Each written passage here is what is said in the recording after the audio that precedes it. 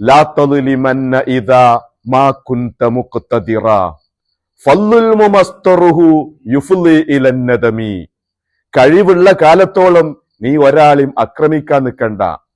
അക്രമത്തിന്റെ പരിണിത ഫലം അത് ഖേദത്തിലേക്കാണ് എത്തിച്ചേരുക. തനാമു ഐനാക വൽ മദ്ലൂമു മുൻതബിഹുൻ. നീ രാത്രി ഉറങ്ങും, പക്ഷേ ആക്രമിക്കപ്പെട്ട ആള് രാത്രി ഉറങ്ങൂല. യദ്ഉ അലൈക വഐനുല്ലാഹി ലം തനമി. അവൻ രാത്രി നിനക്ക് എതിരെ ദുആ ചെയ്യും. അള്ളാഹു ഉറങ്ങിയിട്ടില്ല. ആക്രമിച്ചവൻ ഉറങ്ങും, ആക്രമിക്കപ്പെട്ടവൻ ഉറങ്ങൂല. അള്ളാഹുവും ഉറങ്ങിയിട്ടില്ല.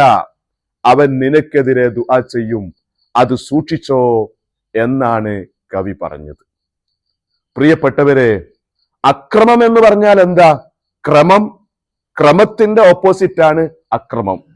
ക്രമം തെറ്റിയ കാര്യങ്ങൾ ചെയ്യുക, ഇതന്നെയാണ് അക്രമം.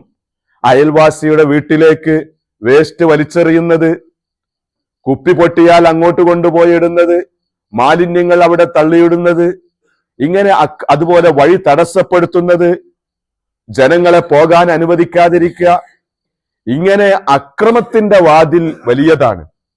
നമ്മൾ നോക്കണം, മറ്റുള്ളവർക്ക് ദുൽമ് ചെയ്യുന്ന രൂപത്തിൽ മഹാനായ റസൂലുള്ളാഹി സല്ലല്ലാഹു അലൈഹി വസല്ലം പറഞ്ഞു, ജനങ്ങളുടെ ലഅനത്ത് കിട്ടുന്ന രൂപത്തിൽ വഴിയിൽ നിങ്ങൾ മലമൂത്ര വിസർജനം നടത്തരുത് എന്ന്.